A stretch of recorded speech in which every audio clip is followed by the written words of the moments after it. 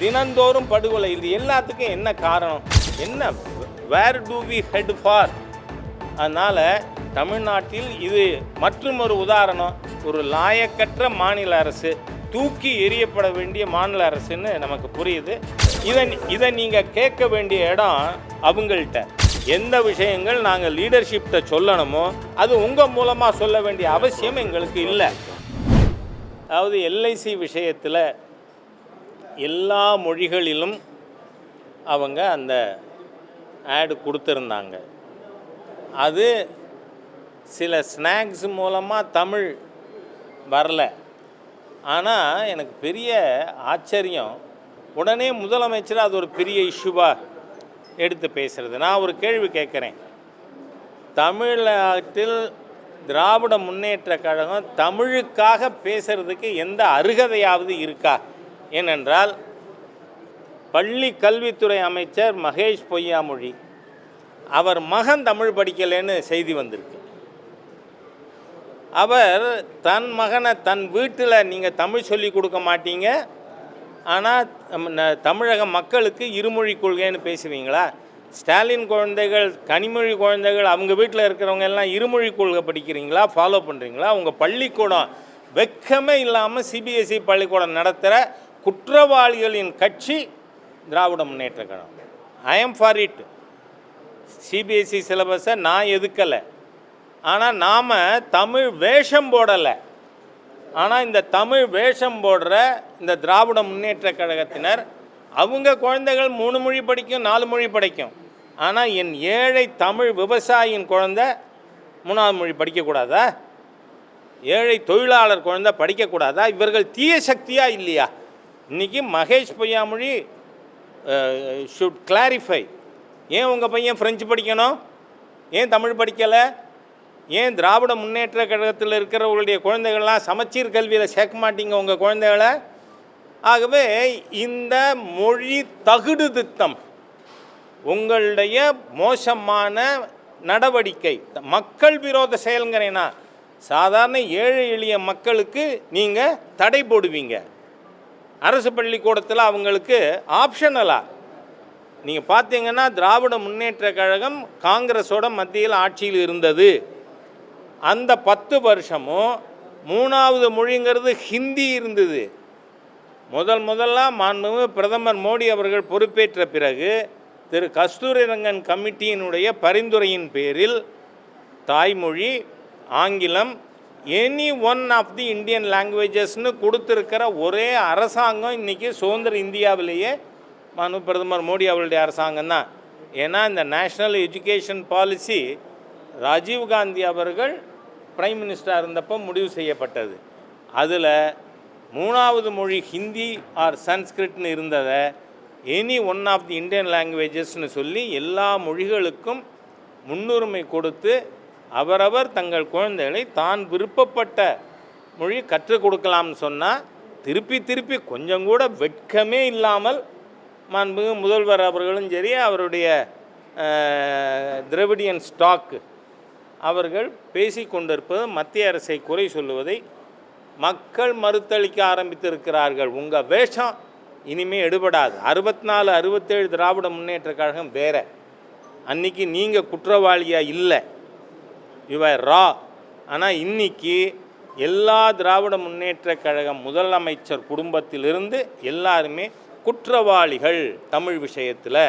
ஆகவே பேச வேண்டாம், தயவு செஞ்சு இனிமேல் இந்த மாதிரியான ட்விட்டர் போடுறது, அறிக்கை கொடுக்கறதெல்லாம் மாண்புமிகு முதல்வர் அவர்கள் நிறுத்தி கட்டம்னு நான் ரிக்வெஸ்ட் பண்ணி கேட்டுக்கிறேன். அவ்வளோதான்.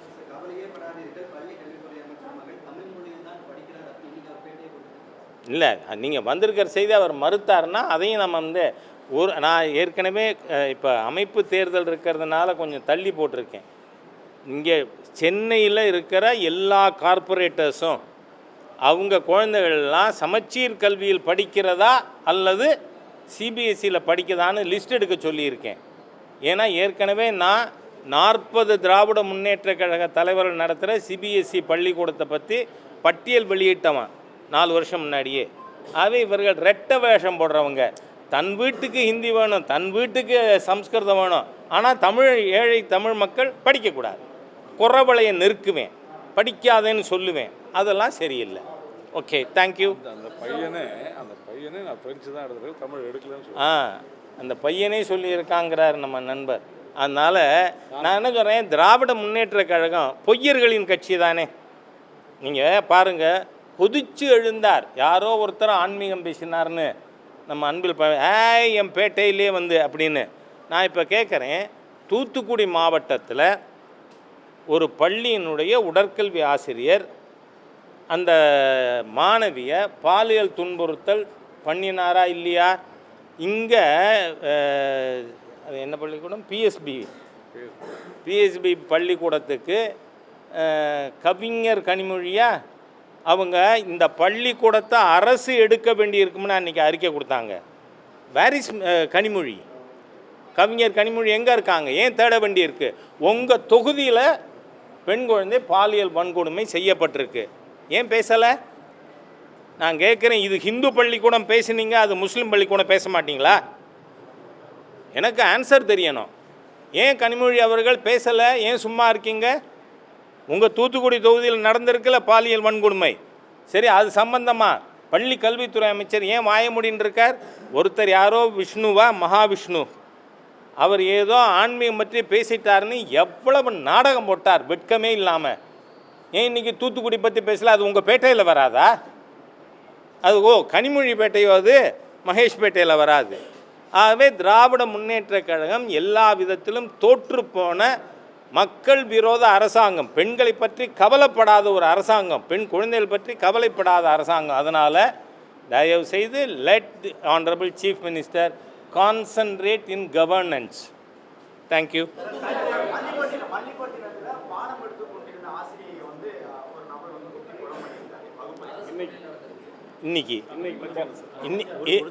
இன்னைக்கு க்ரைம் பீட்டில் சேர்த்துக்க வேண்டியதா?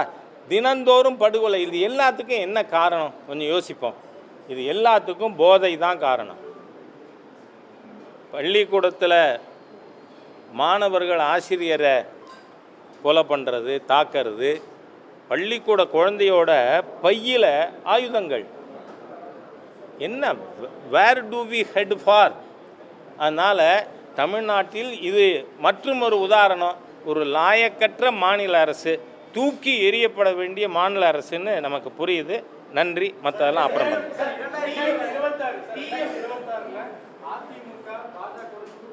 ஏங்க, நான் இங்கே பாருங்கள், நான் என்ன சொல்கிறேன், நான் மீண்டும் மீண்டும் உங்கள்கிட்ட சொல்லிகிட்டே இருக்கேன். ஏங்க நீங்கள் மீண்டும் மீண்டும் எங்கிட்ட கேட்டுட்ருக்கீங்கன்னு எனக்கு தெரியல.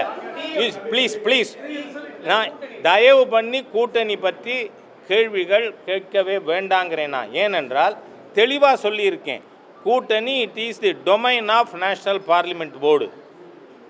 அவங்க தான் முடிவு பண்ணணும். என்ன இங்கே பாருங்கள், அது நீங்கள் நான் உங்கள் மூலமாக எங்கள் நேஷ்னல் லீடர்ஷிப்புக்கு பேசணும்னு அவசியம் இருக்கிறதா நீங்கள் நினச்சிங்கன்னா அது தப்பு. ஏன்னா எங்கள் லீடர்ஷிப்புக்கும் எனக்கும் எந்த கேப்பும் இல்லை. எந்த விஷயங்கள் நாங்கள் லீடர்ஷிப்கிட்ட சொல்லணுமோ அது உங்கள் மூலமாக சொல்ல வேண்டிய அவசியம் எங்களுக்கு இல்லை. அதனால் நோ சார், இதை நீங்கள் கேட்க வேண்டிய இடம் அவங்கள்ட்ட. நான் தெளிவாக சொல்லிட்டேன், எந்த கட்சியோடும் கூட்டணி பற்றி பாரதிய ஜனதா கட்சி நாங்கள் அறிவிப்பு செய்ய மாட்டோம். அகில இந்திய தலைமை என்ன முடிவெடுக்கிறதோ அதை செயல்படுத்தும் இடத்தில் நாங்கள் இருக்கோம். இதை நான் எத்தனை தான் சொல்லி என்னையும் போட்டு தொந்தரவு பண்ணிகிட்டே இருக்கீங்க. ஏங்க என் ஸ்ட்ராட்டஜி நான் பார்ட்டிக்கு உள்ளே விவாதிக்கணுமா இல்லை உங்களோட உட்காந்து விவாதிக்கணுமா? அப்போ நான் மேலே பேசினதே அவசியம் இல்லையோ? தேங்க்யூ. உங்களுக்கு இந்த ஒரு கொஸ்டின் அது ஹைகோர்ட்டினுடைய ஆர்டர். I welcome it.